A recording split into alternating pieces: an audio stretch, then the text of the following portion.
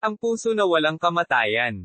Paki-like naman po at pa-share para ganahan ako mag-upload, maraming salamat po. Kabanata 366, ang una sa dakilang kompetisyon. Sa sandaling si Yun Haizin ay natama ng hangin, hindi mabilang na mga tao sa paligid niya ang napanganga sa malamig na hangin, nanlaki ang kanilang mga mata, at ang mga alon ng pagkabigla ay bumalot sa kanilang mga isipan. Kung noong unang beses na nagawang saktan ni Chen Yu si Yun Haizin, masasabing minamaliit ni Yun Haizin ang atake ni Chen Yu at naging pabaya.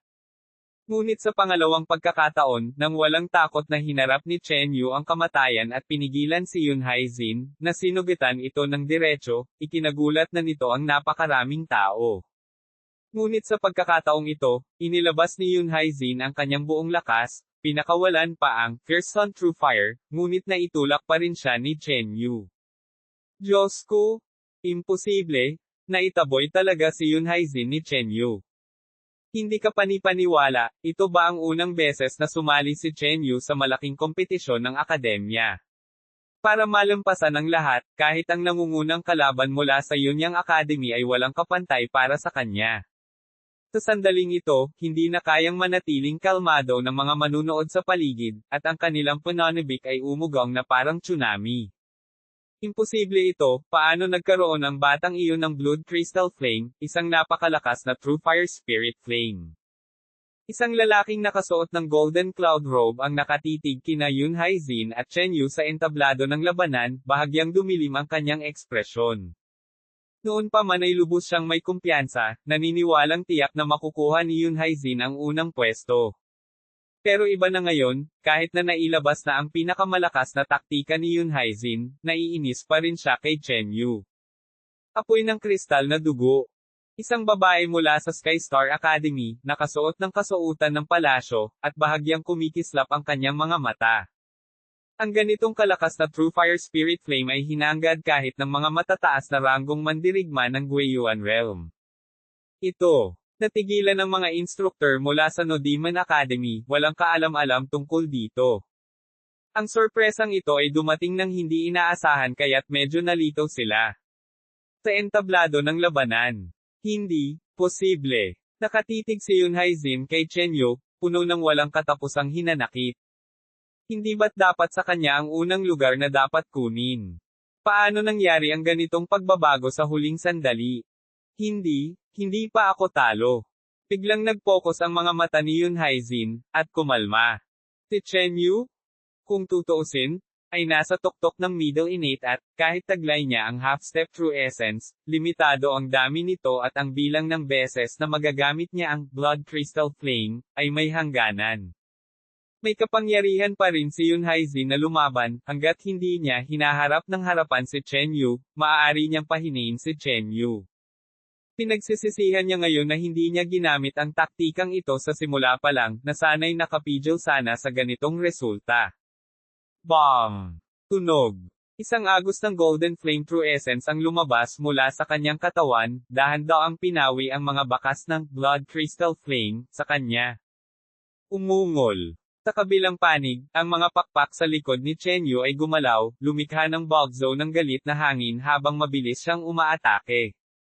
Hindi pa tapos ang kompetisyon hanggang sa aminin ni Yun Haizin ang pagkatalo. Swoosh! Sa Smariosep. Habang lumilipad, hinailan ni Chen Yu ang ilang mga imahe mula sa likuran, papalapit kay Yun Haizin.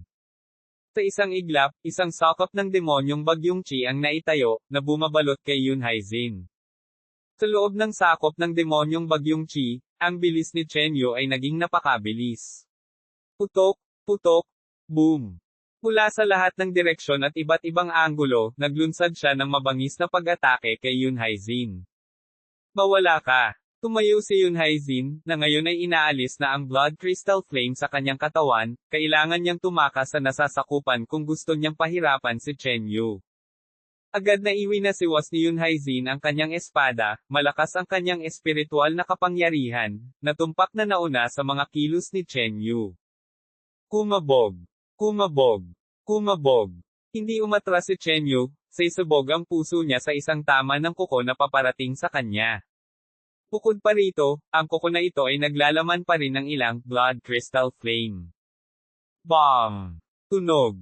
Pinunit ng maitim na pulang Blood Flame Demon Claw ang espada ni Yun Haizin at tinamaan ito. Bakit ang lakas mo pa rin? Galit na sigaw ni Yun Haizin, habang ang kanyang figure ay lumilipad pa atras. Matapos ang mga nakaraang mabangis na labanan, pagod na siya, halos wala nang natitirang true essence, pinalala pa ng iba pang mga pinsala, at kasalukuyang gumagana ng wala pang 60% ng kanyang pinakamataas na antas.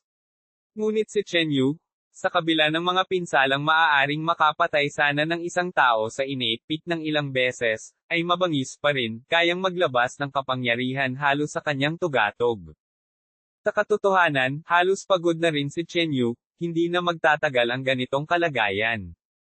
Ang kanyang half-step true essence ay hindi kasing husay ng tagumpay ni Yun Haizin sa Guiyuan Realm, nagtamo siya ng maraming pinsala, at ang kanyang puso ay patuloy na nasa isang charged o pagsabog na estado, na hindi na kayang mapanatili ng mas matagal at mag-iiwan sa kanya ng panghihina pagkatapos.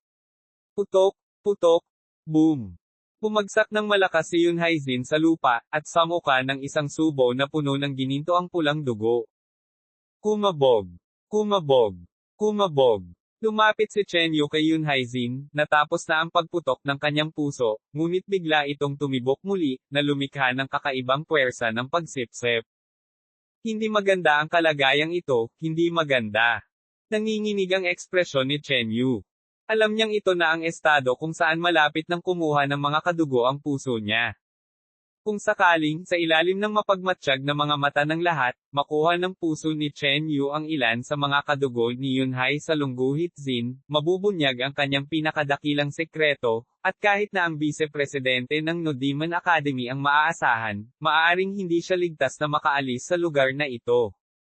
Nag-concentrate ng malalim si Chen Yu, sinusubukan ang lahat para pigilan ang puwersa ng pagsipsip na nalilikha ng kanyang puso.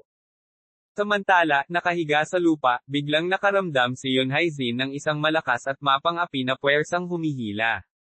Ang dugo sa loob ng kanyang katawan ay umaalog ng malakas, dumadaloy pabalik-balik, at bumubulwak mula sa mga sugat sa kanyang bibig. Ano? Ito. Takot na takot si Yun Haizin sa loob-loob niya. Nanginginig ang kanyang mayamang Fiery Sun bloodline at nagpapakita ng mga ganitong abnormalidad.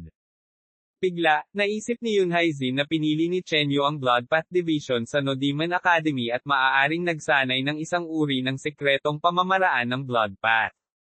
Lalo na kapag nasugatan ng kalaban, ang ilang mga sekretong pamamaraan ng Blood Path ay lubhang nakakatakot at maaaring maging lubhang kapaki-pakinabang. Bukod pa rito, sa sandaling ito, nakaramdam si Yun Haizin ng matinding pagkailang mula kay Chen Yu.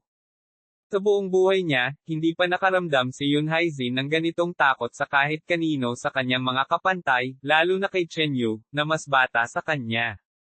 Inaamin kong talo ako. Si Yun Haizin, na labis na natakot, ay bahagyang umiling at binigkas ang tatlong salitang ito. Sa sandaling ito, lumala ang kanyang mga pinsala, at imposibleng maging kapantay niya si Chen Yu. Ang pagpapatuloy ng laban ay haantong lamang sa mas malungkot na pagkatalo. Tapos na. Nakahinga ng maluwag si Chen Yu, tumalikod, at naglakad palayo. Unti-unting kumalma ang kanyang puso at bumalik sa normal. Kasabay nito, napanatag din ang loob ng hindi mabilang na mga manunood. Sa wakas ay natapos na ang nakakagulat na labanang ito. At ang kinalabasan ay hindi inaasahan kaya't mahirap paniwalaan. Bago ang kompetisyon, may ilan na nag-akala na may maaaring humamon sa posisyon ni Yun Haizin, ngunit matapos masaksihan ang lakas ni Yun Haizin noong kompetisyon, ang ideyang iyon ay ibinasura. Ngunit sa huli, natalo si Yun Haizin. Ito na siguro ang pinaka-hindi inaasahang laban sa kasaysayan ng mga kompetisyon ng akademya. Tunay nga, isipin na ang unang pwesto ay nakuha ng isang maitim na kabayo na lumahok sa unang pagkakataon. Dahil sa pagkatalo ni Yun Haizin, kahit hindi pa tapos ang kompetisyon, ang posisyon ng unang pwesto ay halos nakumpirma na. Ang tagumpay ni Chen Yu. Sa wakas ay inanunsyo na ng referee ang resulta. Pagkatapos bumaba mula sa plataporma ng kompetisyon, humupa ang aura ni Chen Yu. Mabuti na lang at wala nang iba pang mangyayari pagkatapos nito. Bumalik si Chen Yu sa kanyang upuan, umupo ng marahan, at uminom ng ilang elixir para sa paggaling at paggaling. Junior brother, hindi ko inaasahan na gagawin mo talaga yon. Ipinakita ni Yuan Chen ang kanyang masayang ngiti. Ito ay dahil na rin sa tulong ng nakatatandang kapatid. Seryosong sabi ni Chen Yu. Ang huling labanang ito ay lubhang mahirap. Ang paglalakbay ni Chen Yu hanggang sa puntong ito, kasama ang bawat karanasan sa paglalakbay, ay gumanap ng mahalagang papel. Halimbawa, kung hindi nakuha ni Chen Yu ang Demon Spirit Poison Heart Flower na natagpuan ni Levi Z, kung hindi siya pumasok sa sinaunang mga guho, kung hindi siya natulungan ng kanyang nakatatandang kapatid na si Yuan Chen, malamang hindi niya matatalo si Yun Haizin. Sa malapit, sina Luo Haotian, Levi Chuling, Yin Chengjuang, at iba pa ay paminsan-minsang tumitingin kay Chen Yu nang may masalimuot na damdamin. Muntik na silang magkaroon ng mortal na kaaway ni Chen Yu, ngunit sino ang makakahuli na si Chen Yu ay magiging napakapambihira para talunin si Yun Haizin. Sa hinaharap, walang dod ang magiging kahanga-hanga ang mga nagawa ni Chen Yu. Kung maaari silang pumili muli, tiyak na gugustuhin nilang makipagkaibigan sa isang walang kapantay na talento tulad ni Chen Yu. Nagpatuloy ang kompetisyon, ngunit ang mga tunay na pangunahing labanan ay halos tapos na, ang huling round ay isa lamang pormalidad. Uwi, tapos na ang kasalukuyang kompetisyon sa akademya. Ngayon na ang pag-aanunsyo ng mga ranggo. Ang kompetisyon sa akademya ay mayroong 100 ranggo, at sino mang lumitaw ang pangalan sa listahang ito ay itinuturing na isa sa mga nangungunang talento sa buong Yunjiao Country. At ang mga premyo ay iginawad lamang sa nangungunang 50.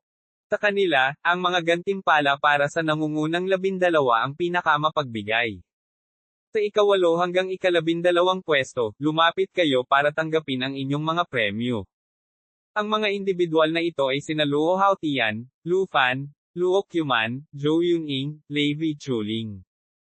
Sa kanila, si Levi Chuling ang pinakaatubili, dahil naniniwala siyang hindi siya bababa ng ranggo kung wala siyang spirit pet. Sumunod ay pumangatlo hanggang ika-7 pwesto sina Yuan Chen, Duan Xinyo, Tang Mo, at Yin Chengjuang. Sa wakas, ang nangungunang 3 premyo. Ang nangungunang 3 ay sina Chen Yu, Yun Haizin, at Ye Chengfeng. Ika-3 pwesto, gantimpala ng 100,000 grade essence stones, ang titulong Viscount, isang dekalidad na kataas-taasang kayamanan, isang origin transformation pill, at 5 araw na panahon ng pag-aaral sa mga sinaunang guho ng palasyo ng imperyo. Pangalawang pwesto, gantimpala ng 120,000 grade essence stones, titulong Viscount, isang dekalidad na kataas-taasang kayamanan, isang origin transformation pill, at 7 araw na panahon ng pag-aaral sa mga sinaunang guho ng palasyo ng imperyo. Ang mga gantimpalang ito, ng ayanunsyo, ay nagdulot ng matinding pagtataka. Ang ganitong mga mapagbigay na gantimpala ay halos labis-labis na. Pero nararapat lang ito, dahil ang kompetisyon sa akademya ngayong taon ay higit na nalampasan ang lahat ng nakaraang kompetisyon. Alam na noong unang sumali si Chen Yu sa kompetisyon sa Pangangaso, 10,000 grade essence stones lamang ang natanggap niya, ngunit ngayon, ang ika-3 pwesto pa lamang ay nagbigay na ng gantimpalang 100,000 grade essence stones. Bukod dito, ang ranggo ng Viscount ay mas mataas kaysa kay Baron. Sa Yunjiao Country, ang pinakamababang ranggo ng Baron ay maaaring makuha sa pamamagitan ng ibang paraan, ngunit ang pagkamit ng ranggo ng Viscount ay mas mahirap, at ang mas mataas na ranggo ay nangangailangan ng malaking kontribusyon sa Yunjiao Country. At ang Origin Transformation Pill ay maaaring magpataas ng tsansa na makapasok sa Early Guiyuan Realm. Sa katotohanan, ang mga gantimpalang ito ay hindi gaanong mahalaga para kina Yun Haizin o Ye Chengfeng. Ngunit ang huling gantimpala, ang pagkakataong mag-aral sa mga sinaunang guho, ay mas kaakit-akit sa kanila. Susunod, ibibigay ang mga parangal para sa unang pwesto na nanalo sa kompetisyon ng akademya. Agad na nabaling ang lahat ng mata sa direksyong iyon. Sa mga nakaraang kompetisyon sa akademya, ang mga premyong unang pwesto ang palaging pinakamalaki. Dahil kahanga-hanga ang mga premyo para sa pangalawa at pangatlong pwesto sa pagkakataong ito, ano kaya ang magiging premyo para sa unang pwesto? Unang pwesto, 150,000 grade essence stones, titulong Viscount, isang origin transformation pill, 10 araw na pag-aaral sa sinaunang mga guho, at sa wakas, isang gantimpalang isang spirit communicative artifact. Isang spirit communicative artifact, nagbibigay sila ng spirit communicative artifact. Mga spirit communicative artifact, higit pa iyan sa mga ordinaryong kayamanan. Ang mga spirit communicative artifact, na kilala rin bilang spiritual artifact, ay karaniwang nagtataglay ng ilang antas ng sentience at nangangailangan ng pangangalaga upang magamit. Ang makapangyarihang spiritual artifact ay mayroon ding mga natatanging katangian. Ang mga spiritual artifact ay napakabihirang magkaroon, at karamihan sa mga nasa early Guiyuan realm ay walang ganoon. Chen Yu, pumili ka ng isa. Ikinumpas ng lalaking nakasuot ng golden cloud robe ang kanyang manggas, at 4 na spiritual artifact ang lumitaw sa harap ni Chen Yu. Dahil iba-iba ang gamit at katangian ng mga spiritual artifact, ang 4 na pangunahing akademya ay naghanda ng 4 na magkakaibang spiritual artifact para sa unang pwesto na mapagpipilian. Kabanata 367, Pag-uwi. Kakaunti ang mga spiritual artifact, at sa sandaling iyon, halos lahat ng atensyon ay nakatuon sa 4 na spiritual artifact na iyon. Ang unang espiritual na artifact ay isang ginintoang pulang broadsword. Ang pangalawang espiritual na artifact ay isang sinaunang kalasag na hugis pagong. Ang ikatlong espiritual na artifact ay isang malamig na espada ng kayamanang jade. Ang pang-4 na espiritual na artifact ay isang perlas na kayamanan na may disenyong ulap. Ang bawat isa sa 4 na espiritual na artifact ay naglalabas ng iba't ibang antas ng kahangahangang liwanag, na nagpapakita ng kanilang pambihirang katangian sa unang tingin. Ang unang espiritual na artifact ay pinangalan ng Burning Blade. Ang talim na ito ay nagtataglay ng isang tiyak na eksplosibong epekto na kayang palakasin ang lakas ng pag-atake, puwersa ng pagsabog, at kahangahangang kakayahan sa pagsira sa depensa. Isang lalaking nakasuot ng golden cloud robe ang ipinakilala kay Chen Yu. May mga epektong sumasabog. Medyo nagulat si Chen Yu. Ang mga ordinaryong kayamanan ay karaniwang hindi nagtataglay ng ganitong mga espesyal na katangian. Ang mga epekto ng pagsabog ay nangangahulugan ng pagpapalakas ng lakas ng bawat pag-indayog. Kapag ang isang kalaban ay tinamaan, ang mga sugat na ay dudulot nito ay magiging lubhang malala. Ang pangalawang espiritual na artifact ay pinangalan ng Turtle Shell Shield, isang depensibong artifact. Ang pag-activate ng kalasag na ito ay maaaring agad na mag-deploy ng isang depensibong harang na may natatanging kakayahan sa pagtatanggol. Kahit na may isang taong nasa huling bahagi ng innate phase na nag-activate nito, may isang taong nasa unang bahagi ng Guiyuan realm na tiyak na hindi makakalusot dito. Gayunpaman, ang kalasag na ito ay may disbentaha, hindi ito maaaring i-activate ng sunod-sunod. Kung ikukumpara sa unang espiritual na artifact, ang pangalawa ay bahagyang mas mababa. Ang ikatlong espiritual na artifact ay pinangalan ng Water Cold Spirit Sword, ang pinakanamumukod tangi sa 4 na kayamanang ito. Ang talim ng espadang ito ay parang tubig ngunit nagtataglay ng nagyayelong katangian. Kapag na-stimulate, maaari itong maging isang napakalamig na espada, na maaaring maging parehong flexible at matatag. Ang pang-4 na espiritual na artifact ay pinangalan ng Smoke Spitting Pearl, isang pantulong na kayamanan na kayang magbuga ng malawak na hanay ng hamog, at ang may-ari ng perlas na ito ay magkakaroon ng epekto ng pagtatago sa loob ng hamog.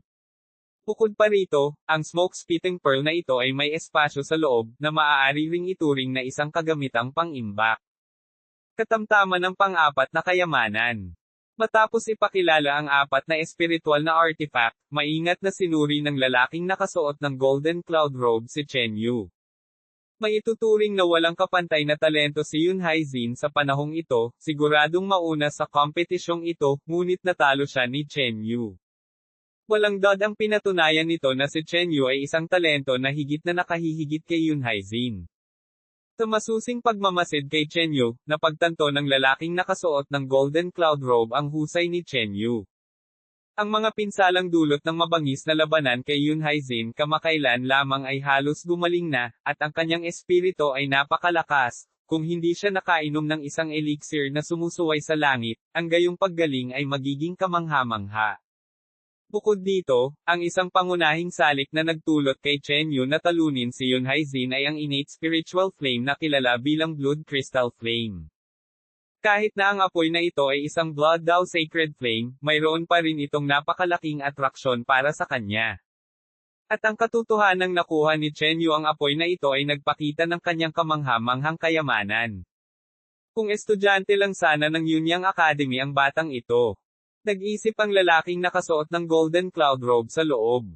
Kung si Chen Yu ay taga Yunyang Academy, natural lang na mapapabilang siya sa imperial family at mapaglilingkuran ang pamilya sa hinaharap. Sa tapat niya, ang tingin ni Chen Yu ay dumaan sa apat na espiritual na artifact, maingat na nag-iisip. Bagamat gumamit si Chen Yu ng espada, ang pinakamahusay na kalidad na water-cold spirit sword, ay malinaw na hindi angkop para sa kanya. Susunod, ang Burning Blade, ay pinakamahusay na gagana sa mga kamay ng isang Fire Dao practitioner. Ang Turtle Shell Shield, ay mayroong mahusay na kapangyarihang depensa, ngunit dahil nalinang ni Chen Yu ang Heavenly Demon Secret Pattern Record, ang sarili niyang kapangyarihang depensa ay namumukod tangi na at hindi na kailangan ng masyadong pagpapahusay. Ang natira na lang ay ang Smoke Spitting Pearl, ang auxiliary spiritual artifact. Natuon ang tingin ni Chen Yu sa pang-apat na kayamanang perlas na may disenyong ulap. Sa apat na espiritual na artifact na ito, wala ni isa ang pinakaangkop para kay Chen Yu. Marahang bumantong hininga ang isang vice-decano mula sa No Demon Academy.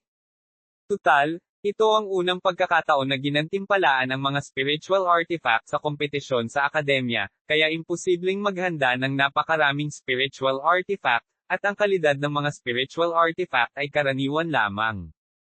Gayunpaman, kahit na ganoon, ang apat na espiritual na artifact na ito ay mas mahusay pa rin ng maraming beses kaysa sa mga matataas na uri ng kayamanan. Sa pangkalahatan, sinuman sa Guiyuan Realm ay lubos na matutokso. Gusto ko nito. Biglang nagsalita si Chen Yu, itinuro ang pang-apat na espiritual na artifact.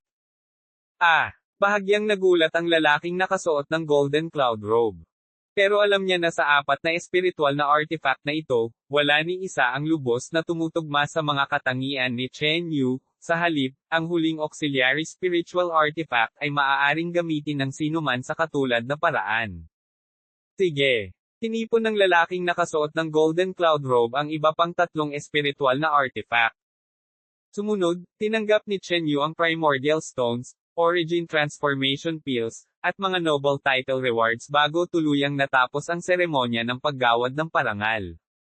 Pinabati kita Vice Dean, dahil ang No Demon Academy ang nakakuha ng unang pwesto sa pagkakataong ito, ang ranggo ng tatlong estudyante sa kompetisyon ng akademya ay lubos na kahanga-hanga. Ang kompetisyon ng akademya na ito ay tunay na isang nararapat na tagumpay para sa nangungunang nagwagi. Isang babaeng nakasuot ng kasuotan pang palasyo ang tumayo upang magpasalamat. Tunay ngang kahanga-hanga ang ipinakitang pagganap ng No Demon Academy sa kompetisyong ito, kung saan si Chen Yu ay nasa unang pwesto, si Yuan Chen ay nasa ika-4, at si Luo Haotian ay nasa ika-8 pwesto. Bukod pa rito, nagbigay din ng kanilang magalang na komento ang mga leader mula sa Heavenly Sword Academy at Yunyang Academy. Bukod dito, ang iba pang mga akademya na kaakibat ng No Demon Academy ay nagpahayag din ng kanilang pagbati, ang ilan ay direktang nagbigay pa ng mga reg-along pambati. Ang kamangha-manghang tagumpay ng No Demon Academy sa kompetisyong ito ay kumakatawan din sa napakalaking swerte, kung makikinabang lamang sila rito, sapat na iyon. Pagkatapos ng kompetisyon, maraming akademya ang naghiwa-hiwalay. Gayunpaman, nagtipon ang mga nakatataas mula sa apat na pangunahing akademya, tila may pinag-uusapan. Sa kompetisyong ito ng akademya, nakumpirma na isang malaking bilang ng mga nakatagong operatiba mula sa iba't ibang sekta ang nakapaloob sa ating apat na pangunahing akademya. Sabi ng lalaking nakasuot ng golden cloud robe. Ang unang yugto ng pagtatasa ay naglantad sa tunay na kulay ng mga nakatagong operatiba na ito, na nagbigay daan sa apat na akademya na biglang mapagtanto na napakarami pala nila, kung saan ang ilang mga estudyante ay mga pangunahing figure na nilinang ng mga akademya. Ang mga labi ng puwersa ng sekta na ito ay lalong lumalaganap ngayon. Hindi nasisiyahan na sabi ng isang elder na maputi ang kilay.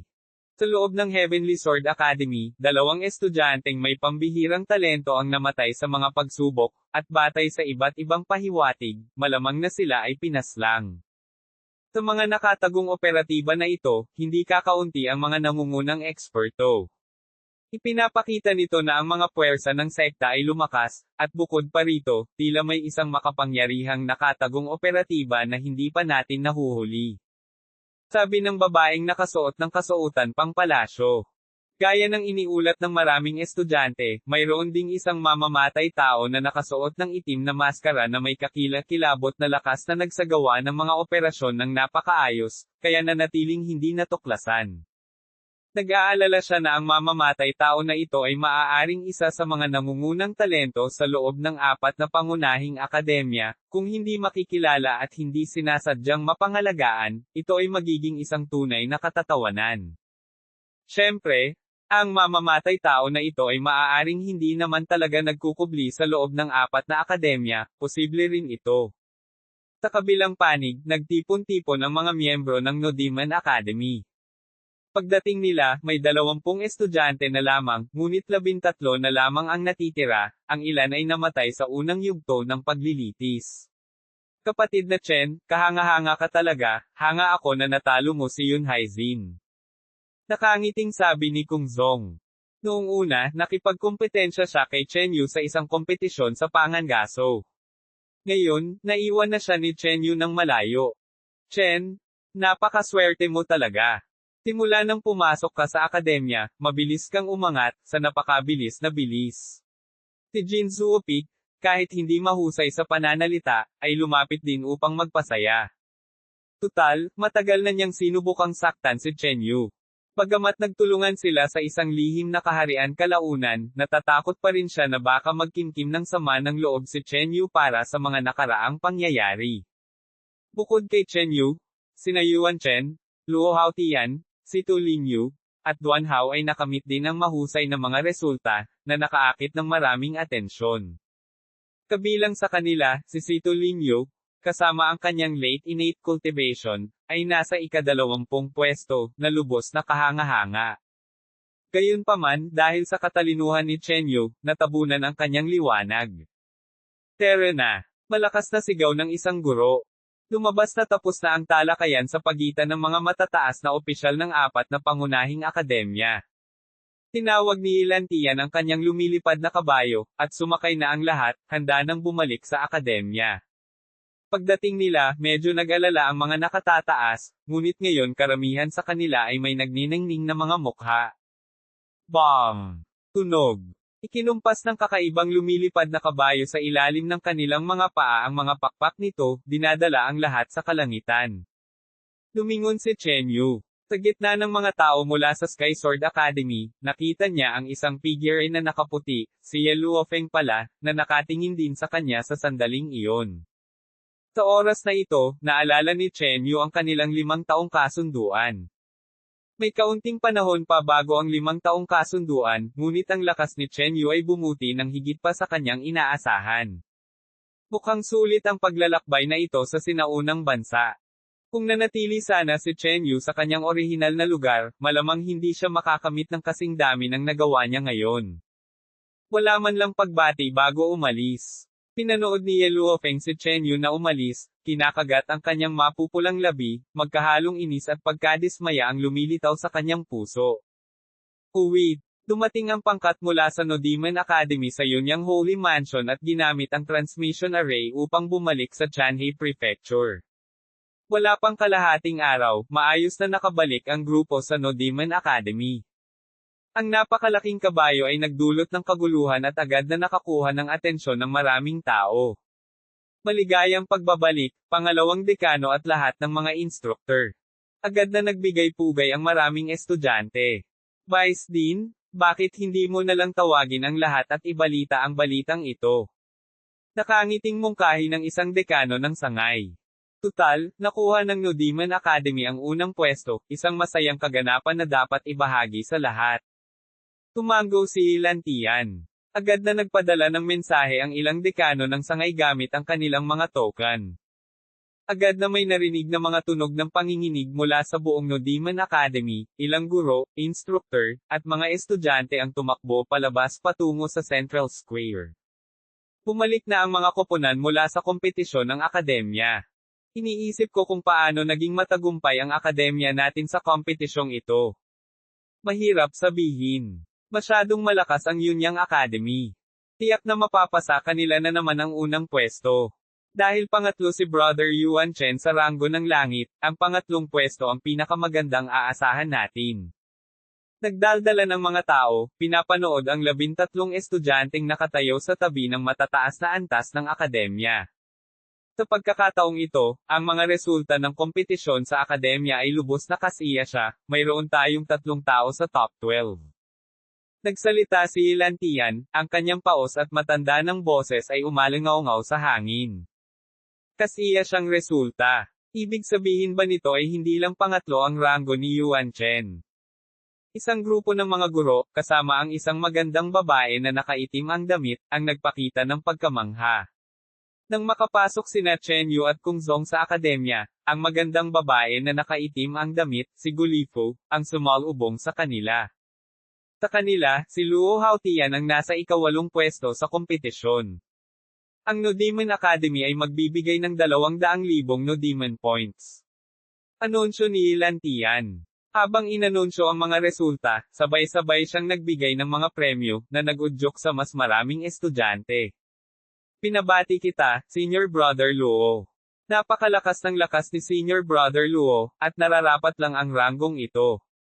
Natuwa ang ilang estudyante. Pero mukhang medyo nagambala si Luo Haotian, hindi masyadong kaaya-aya ang ekspresyon ng kanyang mukha.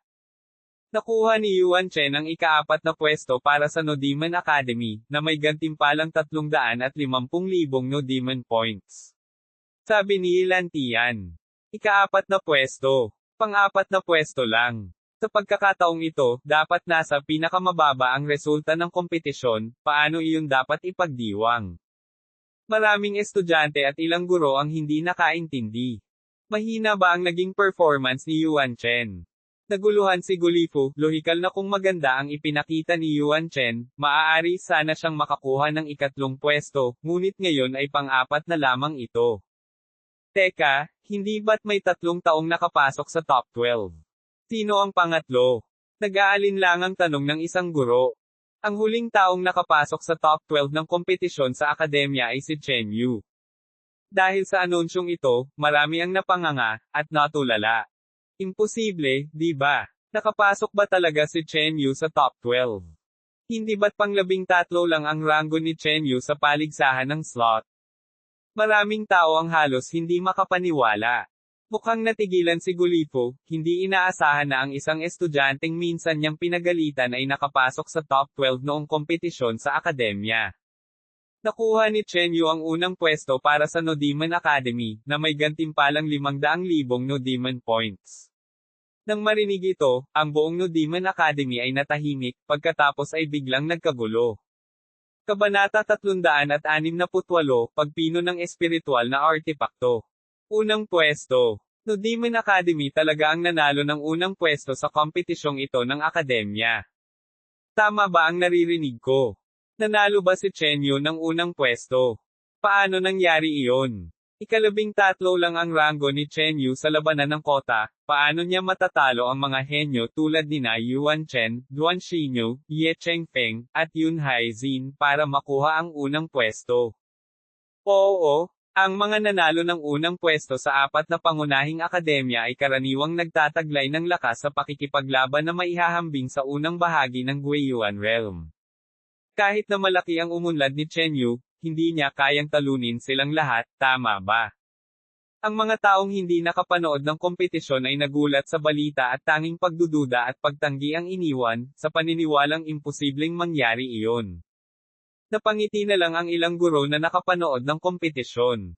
Hindi rin sila maniniwala kung hindi nila mismo nakita ang kompetisyon. Matandang Song, ano nga ba ang eksaktong nangyari? Si Chen Yu ba talaga ang naging kampyon ng kompetisyon? Iba ba ang mga patakaran sa pagkakataong ito, o may anumang anomalya sa kompetisyon? Isang matandang lalaking may mahabang balbas ang lumapit sa isang guro na nakapanood ng kompetisyon. Ang matandang lalaking ito ay isang nakatatandang guro na responsable sa pamamahala ng kakaibang pakikipagsapalaran na transmission arrays.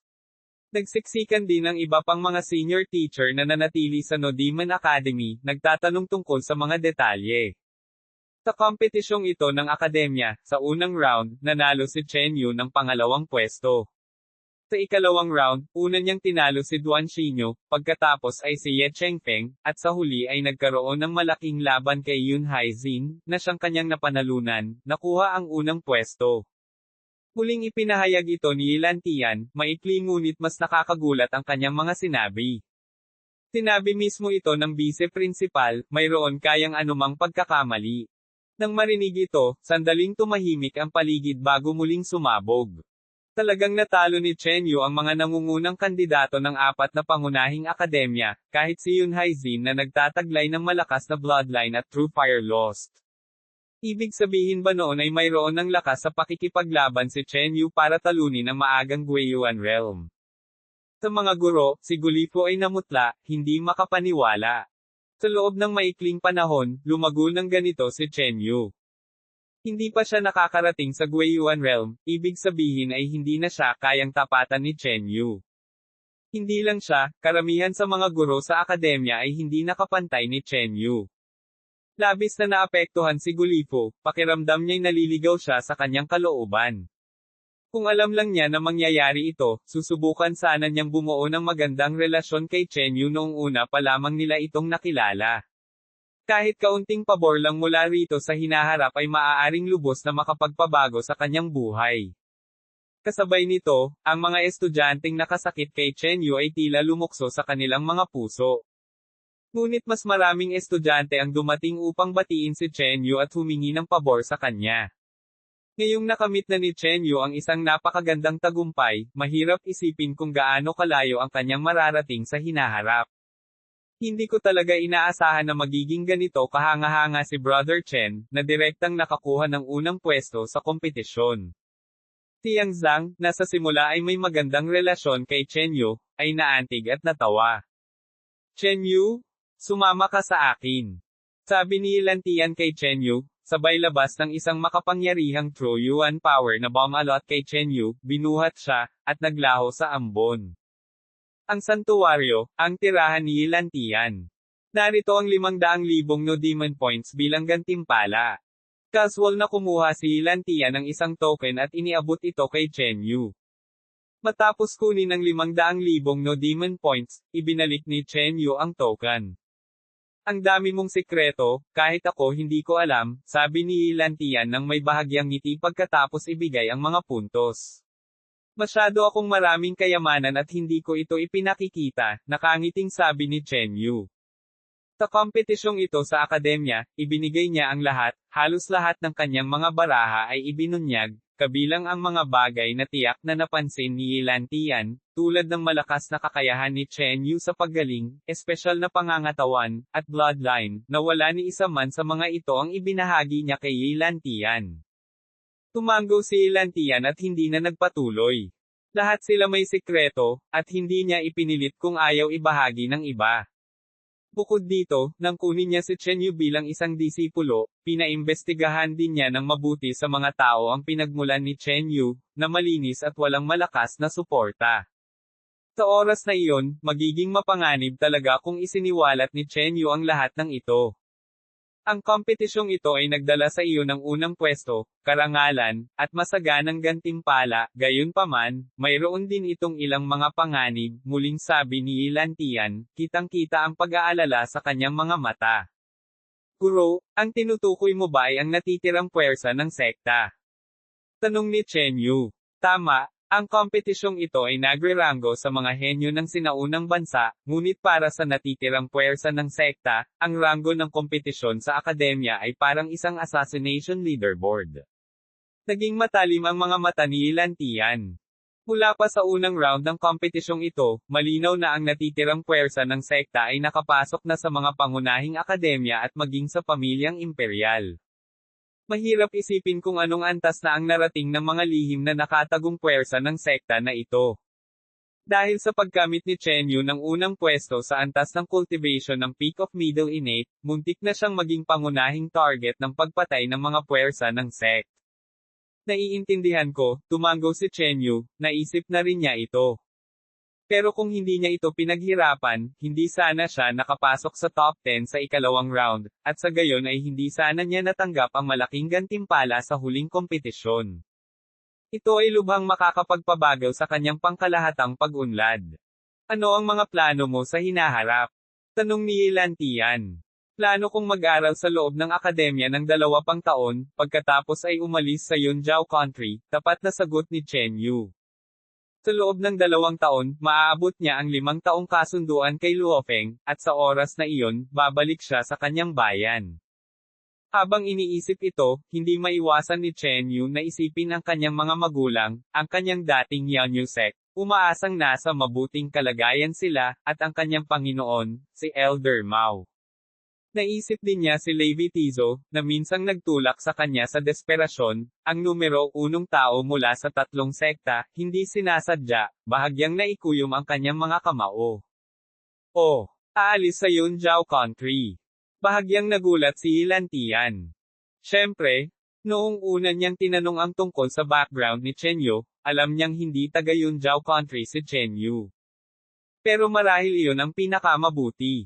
Kapag nilisan niya ang Yunjiao Country, mas magagarantiyahan na ang kaligtasan ni Chen Yu. Sige, kung wala nang iba, maaari ka nang umalis. Uwit. Pagkatapos magpaalam sa kanyang Panginoon, pumunta muna si Chen Yu sa Nodiman Main Hall. Chen Yu? Ano ang nagdala sa iyo rito, nagpapalitan ng mga gamit o nagpo-post ng misyon? Masiglang bati sa kanya ng isang matandang lalaki. Nandito ako para angkinan ang gantimpala para sa pagpuksa sa mga magnanakaw. Sabi ni Chen Yu, sabay kuha ng isang telang supot na may mantsa ng dugo at isang token. Ang token na ito ay ebidensya ng pagkakakilanlan ng sekta ni Renhan. Kaya, tungkol dyan ang bagay na yan. Maagang inihanda ng Nodiman Main Hall ang iyong gantimpala at ipapadala na sana nila ito sa iyo mamaya. Ngumiti ang matandang lalaki na may mapupungay na mga mata. Medyo hindi komportable si Chen Yu sa kilos ng matanda. Ngayong siya na ang kampyon ng malaking kompetisyon, napakaraming tao ang gustong magkaroon ng malapit na relasyon sa kanya. Walang masyadong sinabi, kinuha na ni Chen Yu ang kanyang gantimpala at umalis na. 200,000 Nodiman points, 50,000 low-grade primordial stones, isang refining token para sa isang high-grade treasure. Malaki ang impluensya at kapangyarihan ni Renhan sa Nodiman Academy, kaya malaki ang mga gantimpala ni Chen Yu, kabilang ang 200,000 Nodiman points, 50,000 low-grade primordial stones, at isang refining token para sa isang high-grade treasure. Sa mga ito, pinakakailangan ni Chen Yu ang Nodiman points, ngunit ang pinakamahalaga ay ang refining token para sa isang high-grade treasure.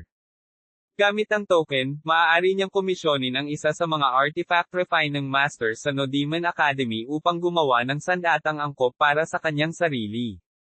Pagbalik sa kanyang tirahan, sinimulan ni Chen Yu na ayusin ang kanyang mga natamo. Sa unang bahagi ng kompetisyon, nakakuha si Chen Yu ng napakaraming antigo at mahahalagang materyales, na maliit na bahagi lamang ang kapakipakinabang sa kanya, ang natitira ay maaaring ibenta o ipagpalit. Ang ilang bihirang mineral ay magbibigay daan kay Chen Yu na gumawa ng mas mahusay na sandata. Bukod pa riyan, si Chen Yu ay maraming nasamsam sa digmaan, kabilang ang mahigit 100 high-grade treasures at 2 high-grade treasures, na kung maibebenta, ay maaaring magkamit ng malaking halaga ng primordial stones. At nariyan din ang malaking gantimpala sa kompetisyon ni Chen Yu, 150,000 low-grade primordial stones, isang origin transformation pill, at isang spiritual artifact. Medyo malayo pa si Chen Yu para marating ang Guiyuan Realm, at hindi niya kakailanganin ang origin transformation pill sa malapit na hinaharap. Ang perlas na nagdudure ng usok. Kumuha si Chen Yu ng isang cloud pattern treasure pearl at sinimulan itong pinuhin. Upang lubos na magamit ang kapangyarihan ng isang spiritual artifact, kinakailangan ang pagpipino. Pagkalipas ng 2 araw, tuluyan ng napino ni Chen Yu ang smoke-spitting pearl, mas mabilis na kumalat ang kanyang true chi sa loob ng artifact, at ang kanyang spiritual sense ay bumuo ng mahinang koneksyon dito. Ang espiritual na pananaw ni Chen Yu ay sumisid sa perlas na nagdudure ng usok, at sa katunayan, mayroong isang maliit na espasyo sa loob na puno ng mga umiikot na ulap. Ang espasyong ito ay halos kasing laki ng isang maliit na silid, mas malaki kaysa sa storage bag na ginagamit niya ngayon. Subukan natin ang epekto ng smoke spitting pearl. Itinuon ni Chen Yu ang kanyang truchi dito, at agad, isang puting ambon ang nagsimulang lumabas mula sa ibabaw ng perlas at mabilis na pinuno ang kanyang patio. Bukod pa rito, hindi naman kakaiba ang dating ng ambon na ito, para itong natural na ambon. Unti-unting kumalat ang hamog, binalot ang buong patio ni Chen Yu at patuloy na lumawak palabas. Ang saklaw ng hamog ay maaaring umabot ng hindi bababa sa 100 zang. Tinansya ni Chen Yu. Ito ay habang ginagamit niya ang magic pattern chi, kung gagamit siya ng half-step true essence, mas magiging malawak ang sakop ng spiritual artifact dahil sa hamog. Bukod dito, nang tumagos ang kanyang espiritual na pananaw sa perlas na nagdudure ng usok, direktang nakita ni Chen Yu ang lahat ng bagay sa loob ng lugar na nababalutan ng hamog. Sa labas, maraming estudyante ang bumisita kay Chen Yu. 2 araw na ang lumipas mula noong engranding kompetisyon, at mabilis na kumalat ang balita tungkol dito, na nakasentro sa Yunyang Holy Mansion. Dahil ang Chanhe Prefecture ay katabi ng Yunyang Holy Mansion, natural lamang na unang nakatanggap ng balita. Sa panahong ito, yaong mga nagkimkim ng mga pagdududa noong una ay tuluyang naniwala. Sa mga senior student ng Blood Slaughter Institute, may isang grupo na minsang nakagalit at nakasakit kay Chen Yu. Ngayong araw, dumating sila dala ang mga mapagbigay na regalo upang bisitahin si Chen Yu. Anong nangyayari? Bakit biglang lumaki ang hamog? Wala akong makita. Ang Nodiman Academy ay nasa isang lihim na kaharian, lohikal lang, hindi dapat biglang magbago ang panahon. Wait, hindi naman masama. Ngumiti si Chen Yu at itinago ang perlas na nagdudure ng usok. Sa sandaling iyon, ang mga estudyante sa labas ay lubos na natakot, makapal ang hamog kanina lang, at hindi nila makita ang kanilang mga kamay sa harap nila, ngunit biglang naglaho ang lahat. Kuya Shi, kakaiba ang pakiramdam ng lugar na ito, marahil dapat na tayong umalis. Natakot ang mga estudyante sa pangyayari at handang-handa ng umatras. Maya-maya lang, lumabas si Chen Yu mula sa kanyang bakuran. Chen Yu, biglang nabahala ang ilang tao. May kailangan ka ba? Tiningnan ni Chen Yu ang iilang tao, hindi niya sila nakilala. Kapatid na Chen, ako si Shi Wei mula sa Blood Slaughter Institute. Dati akong bulag para hindi makilala ang bundok tay. Sabi ng isang binata na nakaitim na baluti ng may nakakailang na ngiti, habang nag-aalok ng ilang primordial stones at no demon points. Dahil sa isang bagay tungkol sa isang cultivation cave noon, na-offend ni Shi Wei si Chen Yu at kalaunan ay inayos pa niya ang pakikitungo kay Chen Yu gamit ang Blood Demon Hand. Naku, yung mga walang kwentang bagay noon, huwag mo nang alalahanin yun. Hindi na pinag-isipan ni Chen Yu ang issue. Nang makitang wala talagang pakialam si Chen Yu, ang kabataang nakasuot ng itim na baluti at ang iba pang mga estudyante ay umalis na sa lugar.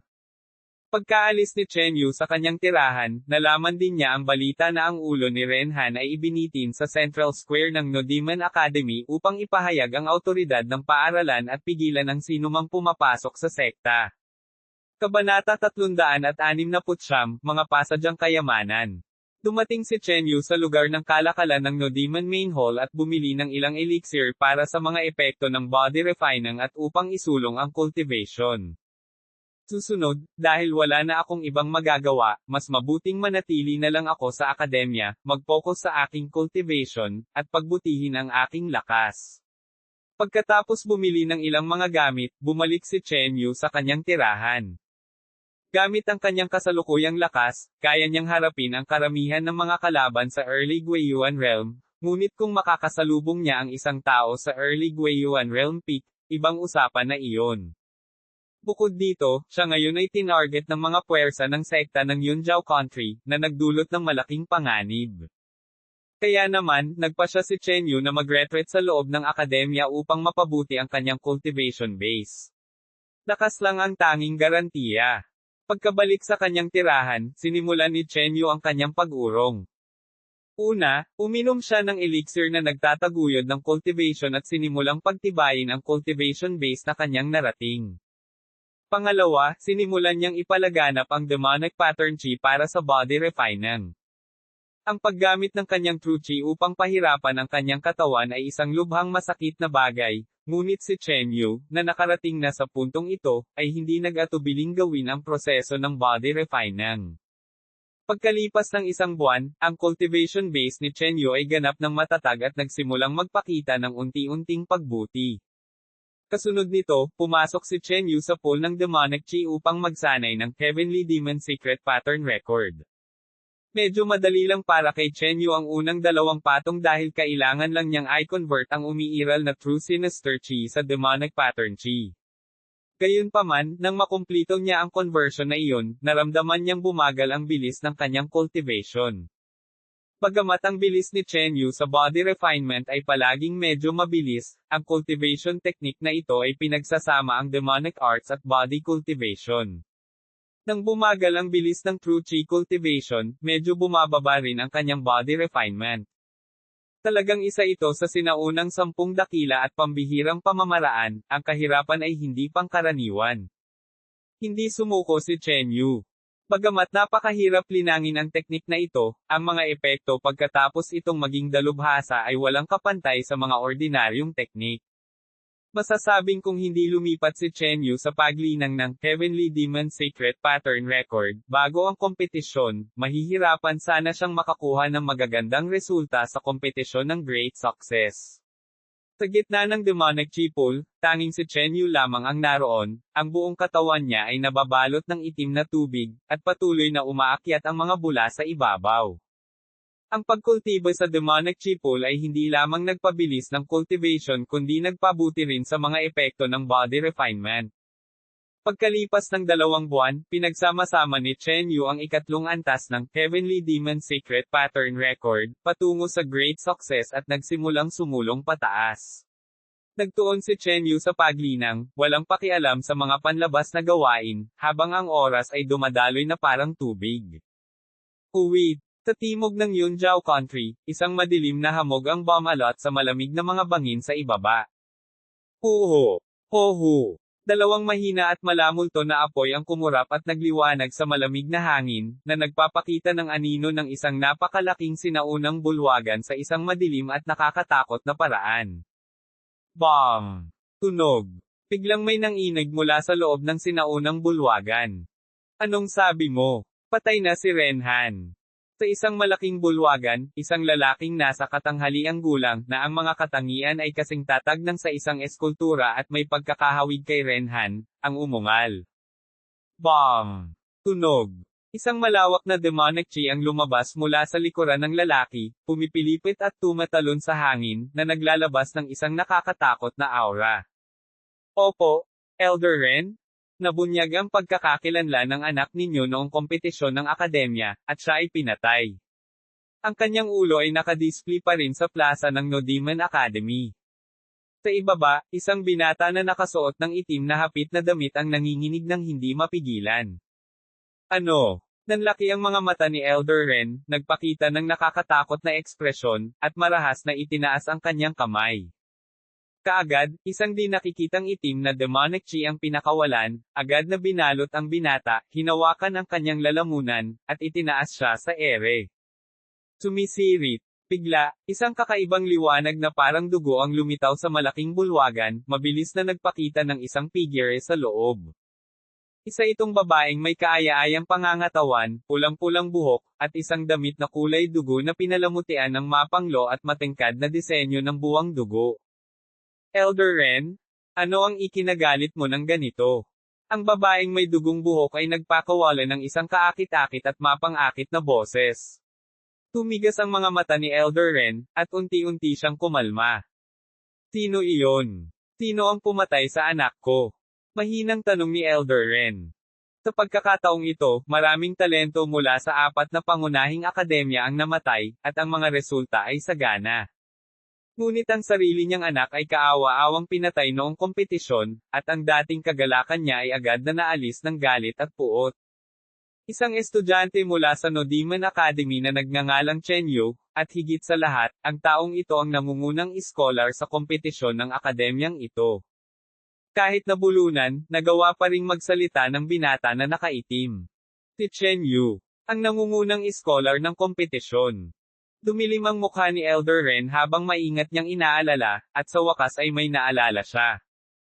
Hindi ba't nagpadala si Renhan ng mensahe para patayin si Chen Yu? Ngunit nabigo ito.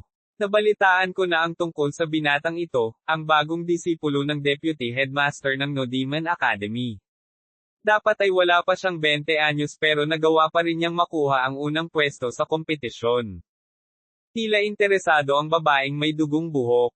Kahit sino pa siya, dahil nang ahas siyang patayin ang anak ko, ipapapatay ko siya. Naglabas ng matinding liwanag ang mga mata ni Elder Ren. Putok. Nawala ang itim na demonic chi, at ang binata na nakaitim ay bumagsak sa lupa, dali-daling lumuhod, natatakot na magalit muli si Elder Ren. Huwag kang masyadong padalos-dalos, Elder Ren. Noong una kong narinig ang tungkol sa batang ito, nasa early innate phase pa lang siya. Kaya naman, ang kanyang cultivation ay malamang nawala sa innate peak noong malaking kompetisyon. Bukod pa rito, dahil wala pa siyang 20 anyos, malinaw na mayroon siyang tadhana na hindi kapanipaniwala. Hindi dapat ikagalit ang isang henyo na tulad niya. Hindi ba't mas makabubuti sa ating organisasyon at sa mga plano ng inyong alyansa kung maaakit natin siya? Humahadjejek ang babaeng may dugong buhok, ang kanyang boses ay parang himig ng demonyo, parehong maganda at kaakit-akit ngunit mapanganib at nakakatakot. Ano pa ang silbi ng pagre-recruit ng isang taong hindi pa nakakarating sa Guiyuan Realm? Malamig ang mukha ni Elder Ren. Sa katunayan, napagdesisyonan na niyang patayin si Chen Yu sa puso nito, pero hindi niya kayang pabulaanan ang babaeng may dugong buhok sa harap niya. Elder Ren, huwag kang kumilos ng padalos-dalos. Muling nagpayo ang babaeng may dugong buhok. Gumisi si Elder Ren, hindi na nagsalita pa. Uwi. Sa Nodiman Academy, dahil wala nang ibang makakagambala sa kanya, nagpa siya si Chen Yu na pumasok sa retreat, at mabilis na lumipas ang isang taon. Sa taong ito, ang cultivation ni Chen Yu ay bumuti sa late innate phase, at ang ikatlong antas ng Heavenly Demon Secret Pattern Record, ay umabot sa great success. Isang ikatlong malademonyo na padron ang nagsimula ng lumitaw sa itaas na harapan ng kanyang dibdib. Habang ganap na lumilitaw ang panghuling demonic pattern, maaari nang simulan ni Chen Yu ang paglilinang ng katumbas na combat technique ng ikatlong demonic pattern. Nahuhuli na ang aking kasanayan sa pag-espada nitong mga nakaraang panahon. Bamantong hininga si Chen Yu at kumuha ng gininto ang command token mula sa Smoke Spitting Pearl. Maghahanap ako ng isang natatanging kayamanan, samantala, maaari kong pagbutihin ang aking kasanayan sa pag-espada. Dahil sa kaisipang ito, nilisan ni Chen Yu ang kanyang tirahan. Ang Nodiman Academy, bilang isa sa 4 na pangunahing akademya, ay hindi lamang mayroong mga dedikadong array masters, alchemists, kundi pati na rin mga artifact refiners. Nang araw na iyon, nagtungo si Chen Yu sa kritikal na lugar ng pagpapanday ng artifact ng Nodiman Academy. Mula sa malayo, naramdaman ni Chen Yu ang isang nakakapasong hininga na nagmumula sa isang lambak. Sa labas ng lambak, may 4 na gwardya na kasalukuyang nakikipag-usap sa isang babaeng nakaputi. Binibining siyang, "Pakiusap po." Pinuksan ng 4 na gwardya ang array barrier ng may nakangiting mga mukha. Ang babaeng ito ay walang iba kundi si Shanghan, ang pinakamataas na ranggong kagandahan ng Nodiman Academy. Gayunpaman, napansin ni Shanghan si Chen Yu, natigilan ang kanyang ekspresyon, at bigla siyang nagmukhang hindi natural, nakalimutang pumasok sa lambak ng ilang sandali. Ito ay isang kritikal na lugar para sa artifact refining, bawal ang mga tagalabas na pumasok. Nang makitang papalapit si Chen Yu, hinaranggan ng 4 na gwardya ang daan niya. Bukod dito, nahalata ng mga gwardya ang ekspresyon sa mukha ni Shanghan, tila nakilala nila si Chen Yu at hindi maganda ang kanilang relasyon. "Hindi ito ang lugar para sa iyo." Matigas na sigaw ng isang gwardya at humakbang paarap ng may mabangis at makapangyarihan na tingin. Dahil hindi gusto ni Shanghan ang lalaking ito, natural lang na gusto nilang samantalahin ang pagkakataon para makapag-iwan ng magandang impresyon. Sumulyap si Chen Yu sa 4 na lalaki, tila nandito sila buong taon at hindi alam ang nangyayari sa labas, kung hindi ay hindi sila kailanman maglalakas loob na makipag-usap sa kanya sa ganoong paraan. Hindi na nakapagsalita pa si Chen Yu at kumuha ng isang ginintoang command token. Nang sandaling lumitaw ang command token, nang inig ang mga mata ng mga gwardya. Bahagyang kumurap din ang mga maningning na mata ni Xiang Han, na nagpapakita ng kaunting inggit. Ang ginintoang token na iyon ay nagpapahiwatig na maaaring humiling ang isang tao sa isang artifact refiner of No Demon Academy upang gumawa ng isang pambihirang kayamanan. Pasensya na sa naunang pagkakasala, patawarin mo kami, agad na sabi ng gwardya na sumigaw kay Chen Yu kasabay ng pagsaludo. Hindi pinansin ni Chen Yu si Xiang Han at naunang dumaan sa harang. Kaagad pagkatapos, nagmadali ring pumasok si Xiang Han. Mukhang pamilyar ang binata, sabi ng isang gwardya. Ang pagiging bata pa ngunit taglay ang gintong tanda ng utos, hindi siya ordinaryong tao. Naaalala ko na ngayon, siya si Chen Yu. Chen Yu. Ang tinutukoy mo ba ay ang henyong disipulo na nakakuha ng unang pwesto para sa ating akademya sa Grand Competition ngayong taon? Naku po, nang ahas akong sigawan ng pinakamalakas na henyong disipulo ng ating akademya. Namutla ang mga mukha ng mga gwardya, at pinagpawisan sila ng malamig. Dahil nakaistasyon sila rito buong taon, paminsan-minsan lang silang nakakarinig ng balita, kung hindi, tiyak na makikilala nila si Chen Yu. Sa loob ng bangin, sunod-sunod na hanay ng mga pabilya ng palasyo ang itinayo sa ibabaw ng mga bangin. Sa gitna, nakatayo ang isang napakalaking palasyo, hugis pagan, at nagliliyab sa apoy. Sunod-sunod na pumasok sina Chen Yu at Xiang Han. Pagpasok nila, nakita nila ang ilang mga figure na abalang-abala sa paggawa. Xiang Han, nandito ka na, sabi ng isang kalbong matanda. Hawak ang isang gintong dulo ng sibat, pinupunasan ito habang naglalakad palapit sa kanya. Tiyo Liu, inaabala kita sa pagkakataong ito, sabi ni Xiang Han ng bahagya na nakangiti. Dahil sa kakaibang katangian ng propesyon ng artifact refiner, kahit na isang henyo si Xiang Han sa pamilyang Xiang, nanatili siyang magalang sa harap ng isang mataas na antas ng artifact refiner. Bukod dito, si Tiyo Liu ay may ilang koneksyon sa pamilyang Xiang, kaya mas mababa ang gastos ni Xiang Han sa pagpapanday. Ano ang mga kailangan mo? Pakinggan natin, casual na tanong ni Tiyo Liu. Gusto kong gumawa ng isang piraso ng pambihirang panloob na baluti para sa pagtatanggol, hiling ni Xiang Han. Bahagyang naging malungkot ang ekspresyon ni Tiyo Liu, mukhang medyo hindi nasisiyahan. Ang mga artifact refiners ay may marangal na propesyon, kadalasan, gumagawa sila ng mga kayamanan batay sa kanilang mga interes, hindi kailanman nag-aalala tungkol sa kakulangan ng mga mamimili. Sa paningin ng isang artifact refiner, ang pinakamahirap na bagay ay ang paggawa ng mga pasadyang kayamanan. Minsan ang mga kinakailangan mula sa mga disipulo ay masyadong malawak, o kahit na hindi tugma sa mga prinsipyo ng artifact forging, na nagiging sanhi ng napakabagal na proseso ng paggawa ng artifact refiner at ang huling produkto ay hindi gaanong kasiya siya. Sa makatuwid, sa pangkalahatan ay ayaw ng mga artifact refiner sa mga kayamanang ginagawa para sa iba. Bukod pa rito, dahil babae si Xiang Han, karaniwang kailangan ng mga babae ang panloob na baluti na maging kaakit-akit, malambot, at komportable, na lubhang nakakaabala.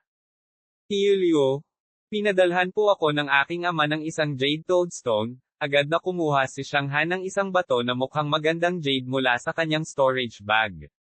Kumurap ang mga mata ni Tiyo Liu at bahagyang lumambot ang kanyang ekspresyon habang kinuha niya ang jade toadstone.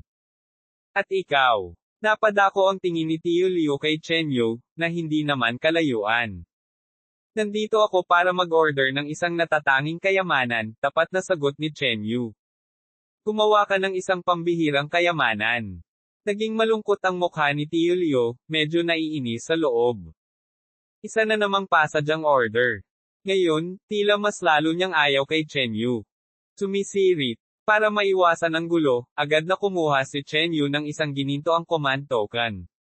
Sige, sumama ka sa akin, sabi ni Tiyo Liu, nang makita ang gintong command token, na may bahid ng sama ng loob sa kanyang puso. Tinundan ng dalawa si Tiyo Liu papunta sa isang malaking platapormang bato. Sabihin mo ang uri, mga katangian, at mga katangian ng mga kayamanang nais mong gawing pasadyang. Kinausap ni Tiyo Liu sina Chen Yu at Xiang Han. Dahil si Xiang Han ay mula sa pamilya Xiang at tinanggap niya ang isang pabor, mas aalagaan niya ng kaunti ang order nito. Kung tungkol naman kay Chen Yu, madalian lang ang gagawin niya dahil ang paggawa ng dalawang natatanging kayamanan ay magiging lubhang nakakapagod at labis na abala. Kabanata 370, gumagawa ng galaw ang guro. Nang ay lahad nina Chen Yu at Xiang Han ang kanilang mga kinakailangan para sa pagpino ng artifact, sinimulan ng kalbong matanda ang pagdisenyo ng plano sa paggawa. Si Chen Yu ay mayroong Golden Command Token at hindi niya kailangang magbayad para sa mga artifact materials, habang si Xiang Han naman ang magbabayad para sa mga kinakailangang materyales o bibilhin ang mga ito gamit ang Primordial Stones mula rito. Ang kahilingan ni Chen Yu ay isang mabigat na espada na katulad ng Giant Ruler Sword, na ang kalidad ay kahit papaano ay isang napakahusay na high-grade treasure. Isang napakataas na gradong kayamanan. Hindi napigilan ng sulok ng labi ng kalbong matanda ang pag-angat ng ngiti. Dahil sa kanyang mga kakayahan, halos hindi siya makagawa ng mga dekalidad na high-grade treasures, at natural lang, ayaw niyang magpagod ng husto para makagawa nito para kay Chen Yu. Kapag dumating ang panahon, maituturing na mabuti na ang pagbibigay kay Chen Yu ng isang mahusay na high-grade treasure. Si Chen Yu? Isang simpleng estudyante, ano ang magagawa niya sa kanya? Kailangan pa rin niyang umalis na may dalang isang mahusay na high-grade treasure. Matapos may handa ang plano sa paggawa, sinimulan ng kalbong matanda na pinuhin ang kayamanan. Una, tinulungan ng kalbong matanda si Xiang Han na pinuhin ang isang dekalidad na panloob na baluti. Walang pagtutol si Chen Yu dito hanggang sa 8 araw ang lumipas nang malapit ng makumplito ang panloob na baluti ni Xiang Han. Ibinigay ito ng kalbong matanda sa iba pang mga artifact refiners upang tapusin habang sinisimulan niya ang paggawa ng isang high-grade treasure para kay Chen Yu. Pinanood ni Chen Yu ang mga kilos ng kalbong matanda ng bahagyang nakasimangot. Kahit hindi niya maintindihan ang artifact refining, nakikilala pa rin niya ang antas ng kalidad ng ilang materyales. Sa tansya ni Chen Yu, ang mga materyales na ginagamit ng kalbong matanda ay pawang mababa ang kalidad, sapat na para makagawa ng isang mahusay na high-grade treasure. Master Liu, ang kailangan ko ay kahit man lang isang napakataas na kalidad na kayamanan. Paalala ni Chen Yu sa kanya. Kung hindi lang dahil sa Golden Command Token, na nagpapahintulot sa custom na high-grade treasure orders, madali sana nagamit ni Chen Yu ang Primordial Stones para makabili ng isang dekalidad na high-grade treasure. Sa kabila ng engranding torneo ng akademya, ang kanyang naipon na kayamanan ay kamangha-mangha na ang laki. Huwag kang magmadali, huwag kang magmadali. Kung swerte tayo, maaaring tulungan ka ng master na ito na gumawa ng isang top-level high-grade treasure. Walang pakialam na sabi ng kalbong matanda. Kung papalarin, ang mga materyales na ito ay magagamit nga sa paggawa ng isang dekalidad na high-grade treasure, ngunit hindi niya ito nagawa ng matagumpay. Dahil hindi maintindihan ni Chen Yu ang sining ng pagpino ng artifact, naghintay pa siya ng ilang araw. Nang mga panahong iyon, natapos na ng kalbong matanda ang kalahati ng inorder na kayamanan ni Chen Yu. Master Liu, mukhang hindi natutugunan ng espadang ito ang mga kinakailangan na inilarawan ko, di ba? Si Chen Yu ang nagkusa na magtanong.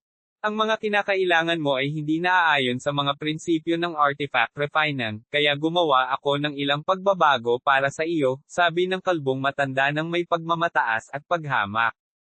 Ayon sa mga obserbasyon ni Chen Yu, ang kabuoang laki at kapal ng espada ay nabawasan ng 20 hanggang 30% ng kalbong matanda, na lubos na nakatipid sa mga materyales.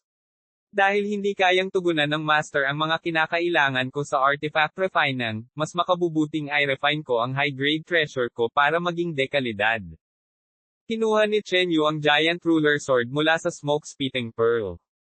Sa pananaw ni Chen Yu, maaaring kulang ang kakayahan ni Master Liu para matugunan ang kanyang kahilingan sa artifact refining.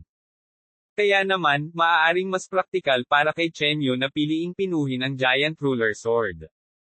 Medyo komportable si Chen Yu sa paggamit ng Giant Ruler Sword, at ang pagpino ng isang artifact ay mas simple kaysa sa paggawa ng bago, kahit ang kalbong elder na may mahinang kasanayan sa artifact refining ay dapat matugunan ang kanyang pangangailangan. Ano? Kinu-question mo ba ang aking kakayahan sa pagpino ng artifact? Agad na nagbago ang kulay ng kutis ng kalbong matanda, itinaas niya ang kanyang ulo, halos tumingin kay Chen Yu gamit ang kanyang mga butas ng ilong. Walang mas nakakainis pa sa isang artifact refiner kaysa sa pagdududahan ang kanilang mga kasanayan, kaya naman labis na nagalit ang kalbong matanda. Hindi sumagot si Chen Yu, kinwestiyon nga niya ang kakayahan ng kalbong matanda ngunit hinarap pa rin niya ang lalaki, piniling huwag itong tahasang sabihin sa harap ng lahat ng mga taong ito. Malapit lang, may ilang artifact refiners na nagmasid sa sitwasyon. Karaniwan sa iginagalang na lugar ng artifact refining, bihirang makakita ng mga estudyanteng nakikipagtalo sa isang artifact refiner, dahil ang mga pagtatalo ay karaniwang nangyayari sa pagitan mismo ng mga artifact refiner. At saka, anong klaseng espada ito? Mababang uri ng materyales at napakagaspang ng pagkakagawa. Kahit sinong ordinaryong artifact refiner dito ay kayang gumawa ng kayamanang mas nakahihigit sa espadang ito. Sa paghiling mo sa akin na pinuhin ang isang depektibong espada, iniinsulto mo ang katayuan ko bilang isang artifact refining master. Sumulyap ang kalbong matanda sa giant ruler sword na nasa kamay ni Chen Yu at sinimulan itong maliitin ng walang humpay, itinuring itong walang kwenta. Master Shen, natapos mo na ba ang mga bahaging hiniling ko sa iyo na pinuhin para sa akin? Sa sandaling iyon, isang matandang lalaki na may maputlang buhok at bahagyang nakayukong katawan ang lumabas mula sa loob ng palasyo. Guru Shen. Lahat ng kalapit na artifact refiners ay yumuko ng may paggalang sa nakayukong matanda, na nagpapakita ng malaking paggalang. Master Shen, malapit na po itong matapos. Medyo naantala ito dahil may mga kahilingan ang dalawang estudyanteng ito para sa paggawa ng artifact. Lubos na binago ng kalbong matanda ang kanyang saloobin, na nagpakita ng isang gintong dulo ng sibat. Tila hindi narinig ng nakayukong matanda ang mga salita ng kalbong matanda, ang kanyang tingin ay direktang napunta sa giant ruler sword na nasa kamay ni Chen Yu, na nagpapakita ng ekspresyon ng pagkagulat at nostalgia. Master Shen, ito ang estudyante. Sinimulan ko na ang paggawa ng isang dekalidad na kayamanan para sa kanya, ngunit sa kalagitnaan, bigla siyang nagbago ng isip, hiniling sa akin na pinuhin ang depektibong mabigat na espadang ito para sa kanya. Napakagaspang ng pagkakagawa ng espadang ito kaya ipinapakita nito na ang artifact refiner na gumawa nito ay walang puso. Kahit na pinuhin ko pa ang isang depektibong produkto, mangangailangan ito ng malaking pagsisikap, at ang resulta ay hindi gaanong mapapabuti. Agad na inakusahan ng kalbong matanda si Chen Yu. Si Master Shen ang nangungunang artifact refiner sa buong iginagalang na lugar ng artifact refining, lubos na iginagalang at maimpluwensya, maging si Lan Tian ay kinailangang magpakita sa kanya ng respeto. Nang ahas si Chen Yu nasaktan ang loob ng kalbong matanda, kaya sa harap ni Master Shen, binaluktot niya ang katotohanan para ibintang kay Chen Yu. Kung magagalit siya kay Master Shen, wala nang lugar para kay Chen Yu sa No Demon Academy. Gayunpaman, nang matapos magsalita ang kalbong matanda, natuklasan niya mas lalong naging hindi komportable ang ekspresyon ni Master Shen. Natuwa ang kalbong matanda sa kanyang puso, iniisip na nagalit si Master Shen sa mga paglabag ni Chen Yu. Chen Yu, ang iyong dekalidad na kayamanan ay patuloy na pipinuhin para sa iyo ng aming santuwaryo ng pagpino ng artifact, tungkol sa lahat ng iba pa, huwag kang mag-alala. At ang walang kwentang espadang ito, dapat mo itong itago agad at huwag mong madungisan ang mga mata ni Master Shen. Pinagalitan ng kalbong matandang lalaki si Chen Yu habang kinukulit si Master Shen. Tama na. Biglang sumigaw si Master Shen, at biglang tumahimik ang buong palasyo, maliban sa tunog ng nagliliyab na apoy sa pagan. Nakaramdam ng matinding tuwa ang kalbong matandang lalaki, hindi niya inaasahan na magagalit ng ganito si Master Shen.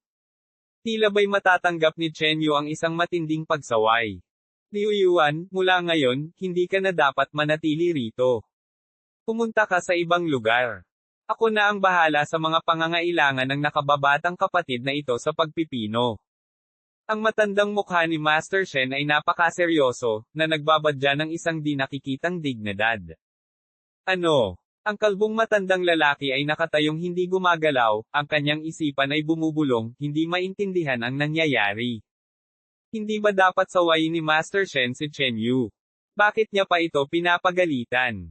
Bukod dito, ang direktang paglipat sa kanya ni Master Shen ay katumbas ng pagbaba ng posisyon at parusa. Pangalawa, personal na tinatanggap ni Master Shen ang mga kahilingan ni Chen Yu para sa pagpipino. Kilalang kilala sa buong Yunjiao country ang kakayahan ni Master Shen sa pagpino ng artifact. Palaging pinino ni Master Shen ang mga divine weapons ayon sa sarili niyang mga kagustuhan, bihirang gumawa ng mga kayamanang iniayon para sa iba. Ano ba ang nangyayari? Siyempre, hindi lang si Liu Yuan ang walang kaalam-alam, ganun din sina Shanghan, Chen Yu, at ang iba pang artifact refiners dito. Hindi alam ni Chen Yu ang pagkakakilanlan ni Master Shen ngunit nakilala niya ang natatanging katayuan ng lalaki mula pa noong sandaling lumitaw ito.